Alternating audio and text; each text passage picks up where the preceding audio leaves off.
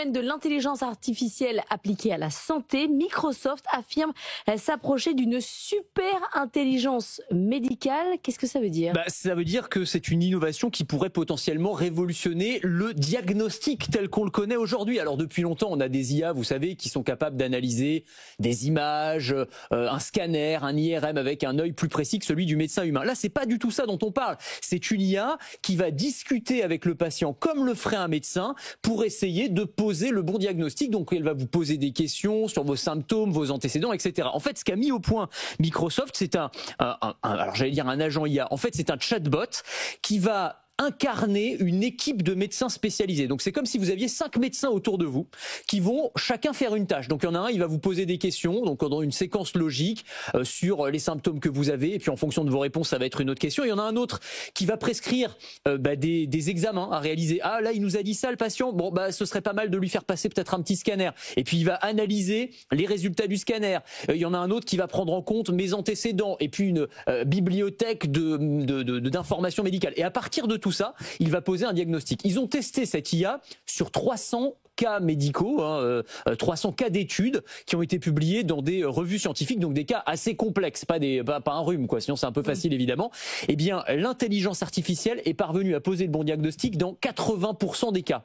On a fait la même chose avec des médecins humains. Ils ont eu 20% de bonnes réponses seulement. Donc là, on est sur un rapport de 1 à 4 sur une IA qui est potentiellement 4 fois plus efficace que les médecins humains pour poser le bon diagnostic. L'idée n'étant pas de remplacer le médecin, mais d'être un premier filtre, une aide pour orienter les patients, identifier les cas urgents et potentiellement éviter des déplacements inutiles. Mais alors, ça a fonctionné comment? Parce que chacun avait accès aux mêmes données? Non, alors c'est un peu le problème. Et vous faites bien de me poser la question parce qu'en fait, il y a une sorte de biais. Il y avait plusieurs biais qui ont été d'ailleurs notés par les médecins humains qu'on dit attendez, c'est pas juste parce que on nous dit qu'on a eu que 20% de bonnes réponses. Oui, sauf que dans les conditions où le test a été réalisé, eh bien ces médecins humains n'avaient accès qu'à leur cerveau. Ils n'avaient pas du tout accès ni à Google, ni à l'intelligence artificielle, ni à un ami. Ils pouvaient pas appeler un confrère s'ils avaient un doute. Or, on sait bien qu'un médecin aujourd'hui, s'il a un doute, évidemment qu'il va utiliser toutes les boîte noire. Exactement, il n'est pas enfermé chez lui, il a accès à plein d'informations et il va évidemment s'en servir s'il s'agit de poser le bon diagnostic. Donc c'est quand même un biais intéressant.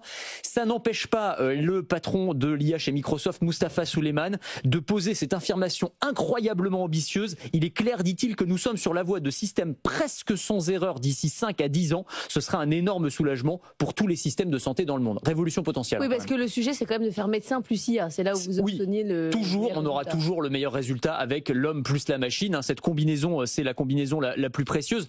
Il faut dire aussi que ces outils vont être très précieux parce qu'il y a de plus en plus de gens qui utilisent l'IA aujourd'hui comme médecin. Non mais avant c'était Doctissimo, maintenant c'est ChatGPT. Mais avec une petite différence quand même. J'ai eu la même réflexion que vous quand j'ai lu ce chiffre que je vous donne quand même. 70% des 18-24 ans qui ont déjà consulté ChatGPT avant de consulter le médecin.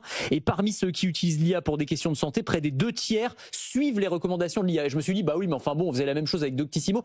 Mais Doctissimo, vous saviez bien que c'était Josiane du 94 qui vous répondait et qui vous disait que vous avez sûrement une tumeur au cerveau parce que vous avez mal à la tête. Donc vous aviez une confiance assez modérée. Quand c'est ChatGPT, avec l'aplomb et l'assurance avec laquelle l'IA vous répond, c'est plus du tout la même chose. C'est-à-dire que vous avez tendance à quand même beaucoup plus lui faire confiance, d'où l'importance d'avoir des réponses de qualité. S'il y a, comme le prévoit Microsoft, ça va devenir une super intelligence médicale qui se trompe très peu, pour le coup, ça pourrait potentiellement sauver des vies. Merci Anthony.